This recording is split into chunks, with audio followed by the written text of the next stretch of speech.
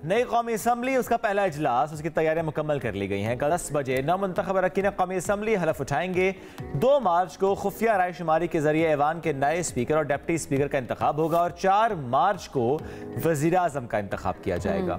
नून league के नामजद उम्मीदवार शहबाज शरीफ को दूसरी बार वजीर आजम बनने के लिए 169 वोट दरकार हैं, जबकि नून लीग और उसके इत्तेहादियों को 200 से ज्यादा अरकान की हिमायत हासिल है। दूसरी जानिब इलेक्शन कमीशन आज कौमी असम्बली में सुन्नी इत्तेहाद काउंसिल की मखसूस नशिस्तों के हवाले से केस की समाअत जारी रखेगा।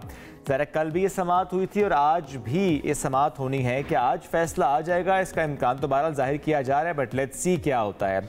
और तहरीक इंसाफ ने सैटरडे को मुबैना इंतखाबी धांधली के खिलाफ मुल्क भर में एहतजाज करने का ऐलान भी किया है। अब सवाल ये है कि क्या तहरीक इंसाफ के अरकान कल हलफ उठाएंगे, तहरीक इंसाफ क्या करने जा रही है और बिलखुसूस आज इलेक्शन कमीशन से क्या उम्मीद है तहरीक इंसाफ को। तो इसी हवाले से बात करते हैं। इस वक्त हमारे साथ इस वक्त मौजूद है सीनियर रहनुमा है पीटीआई के कहा जा सकता है शुएब शाहीन साहब। सब बहुत शुक्रिया प्रोग्राम में ज्वाइन करने के लिए। सर, सबसे पहले तो मखसूस नशिस्तों के हवाले से पूछना चाहेंगे कि आज जो है जाहिर है बातचीत इसके ऊपर होगी। आपको क्या लगता है मखसूस नशिस्तें क्या मिल सकती हैं आप लोगों को, और अगर नहीं मिलेंगी तो क्या वो पीपल्स पार्टी और नून लीग दीगर जमातें उन पर डिवाइड हो जाएंगी? देखिए, इसमें तो आर्टिकल 51 बड़ा क्लियर है। जिस पार्टी को जितनी सीटें मिली होती हैं जनरल सीट्स जिनके पास होती हैं, उस प्रोपोर्शनेट के हिसाब से, तनासब के हिसाब से उनको वो नुमाइंदगी का हक हासिल होता है वुमन की और रिजर्व सीट्स माइनॉरिटीज़ की। वो नहीं होता कि आप एक पार्टी से उठा करके दूसरी पार्टी में दे दें। यह आइन का आर्टिकल 51 है, इसमें बड़ा वाज़ेह है, इसमें कोई दूसरा इबाहम भी नहीं है। मगर इलेक्शन कमीशन चूंकि सहूलतकारी कर रहा है, पहले दिन से बड़े अफसोस से कहना पड़ता है, जिनकी जिम्मेदारी थी free fair and transparent elections कराने की, वो उसमें बुरी तरह नाकाम हुए। न सिर्फ उसमें नाकाम हुए हैं, बल्कि ये देखें आज 20 दिन होने को है और आज तक उन्होंने इसके बारे में फैसला नहीं कर पाए। बाकी पार्टियों को तो आपने दे दिया, फैसला करें, हाँ देना है नहीं देना है, जो भी करना है।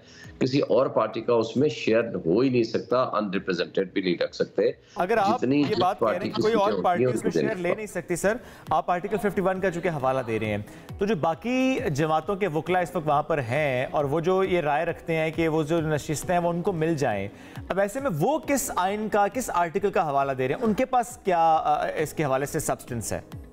देखिए, फरमाइशी प्रोग्राम के जरिए वो पिटीशनें मंगवाई गई हैं।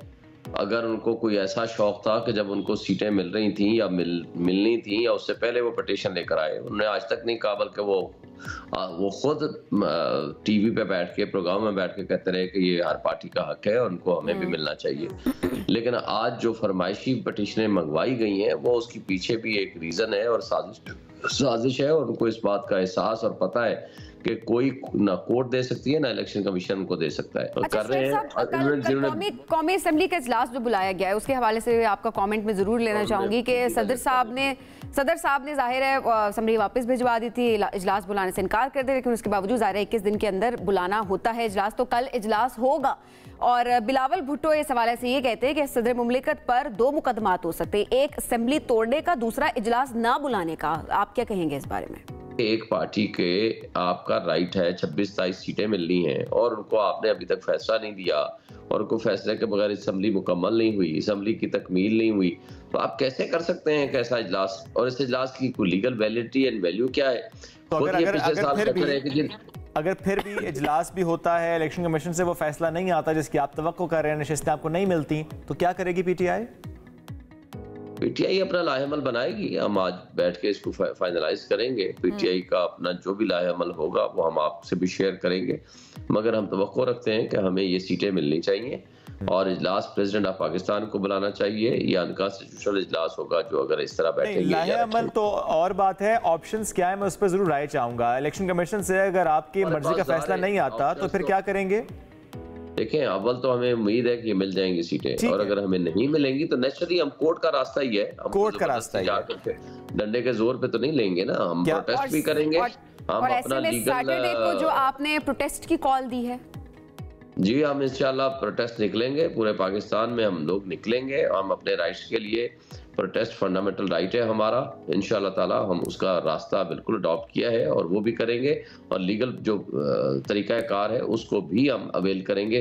हर वो तरीक़ाकार जो कॉन्स्टिट्यूशन के अंदर हमें राइट देता है, हाँ वो प्रोटेस्ट है, हमारे जलसे जुलूस हैं, हमारे प्रोग्राम है, हाँ वो धरना है, या वो हमारा लीगल तरीक़ाकार है अदालतों में जाने का, सारे रास्ते हम अवेल करेंगे। और क्या आपकी जमात के अरकान कल हलफ उठाएंगे कौमी असम्बली में? ये आज हम लाहेमल आपको दे देंगे। ये ऑप्शन है कि हलफ ना उठाएं? नहीं, हमारे पास लाहेमल दोनों मौजूद हैं, हम इंशाल्लाह इस पे आपको बताएंगे। ओके, फॉर्म 45 ये इलेक्शन कमीशन ने ज़ाहिर है इसको अपनी वेबसाइट पर जारी करना था, एक वक्त मुकर्रर होता है, वो जारी नहीं किया। उस मामले को भी आप देख रहे हैं, इलेक्शन कमीशन से पूछा जा रहा है कि क्यों फॉर्म 45 नहीं आपने अपलोड किया, 14 डेज में करना होता है? जी, 14-15 दिन के अंदर उन्होंने देने के पाबंद होते हैं, विद इन 14 डेज, उन्होंने अभी तक जारी नहीं किए। और शोएब शाहीन साहब, लेकिन ये जो मामला इलेक्शन कमीशन वाला है, इस पर क्या आप अदालत भी जाएंगे, जा सकते हैं, स्पेशली फॉर्म 45 वाला मामला लेकर? जी बिल्कुल जा सकते हैं और जाएंगे भी, हम जा भी रहे हैं और जाएंगे भी। ठीक हो गया। शोएब शाहीन साहब, बहुत शुक्रिया प्रोग्राम में ज्वाइन करने के लिए।